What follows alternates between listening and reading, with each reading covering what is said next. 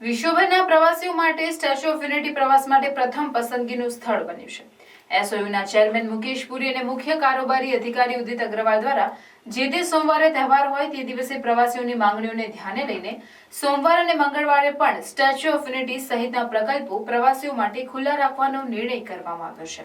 તે મુજબ તારીખ 16/9/2024 અને 17/9/2024 ઈદે મિલાદ પર્વની સરકારી જાહેર રજા નિમિત્તે સોમવાર અને મંગળવારે પણ સ્ટેચ્યુ ઓફ યુનિટી સહિતના પ્રકલ્પો પ્રવાસીઓ માટે ખુલ્લા રહેશે.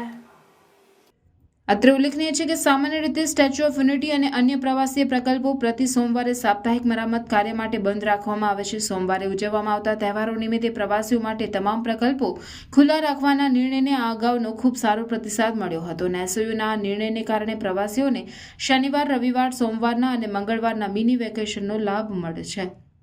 તહેવાર નિમિત્તે સોમવારે તમામ પ્રવાસીય પ્રકલ્પો ખુલ્લા રાખવાના કારણે બુધવારે સાપ્તાહિક રજાની પણ જાહેરાત કરવામાં આવે છે, જેથી યોગ્ય મરામત કાર્ય હાથ ધરી શકાય.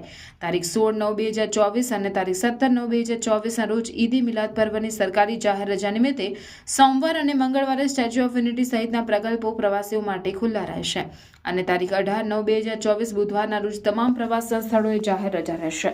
આ અંગે વધુ માહિતી આપતા સ્ટેચ્યુ ઓફ યુનિટી વિસ્તાર વિકાસ અને પ્રવાસન નિયમન સત્તામંડળના અધિક કલેક્ટર ગોપાલ બામણિયાએ જણાવ્યું કે પ્રવાસીઓની લાગણી અને માંગણીને ધ્યાને લઈ ઈદે મિલાદ પર્વે સરકારી જાહેર રજા હોય અને તે દિવસો દરમિયાન સરકારી કર્મીઓ સહિતના તમામ લોકો આ રજાનો સદુપયોગ કરીને પોતાના પરિવાર સાથે એકતાનગરની મુલાકાત લઈને પોતાની રજાઓ સાર્થક રીતે ઉજવી શકે અને હાલમાં સરદાર સરોવર નર્મદા ડેમના દરવાજા ખુલ્લા હોય ત્યારે આ સૌંદર્યનો ધોધ લોકો પરિવાર સહ નિહાળી શકે તે માટે ઈદે મિલાદ પર્વની સરકારી જાહેર રજા સોમવાર અને મંગળવારના રોજ તમામ પ્રકલ્પો ખુલ્લા રાખવા વ્યાપક હિતમાં નિર્ણય લેવાયો છે, જેથી પ્રવાસીઓને મિની વેકેશનનો લાભ મળી શકે.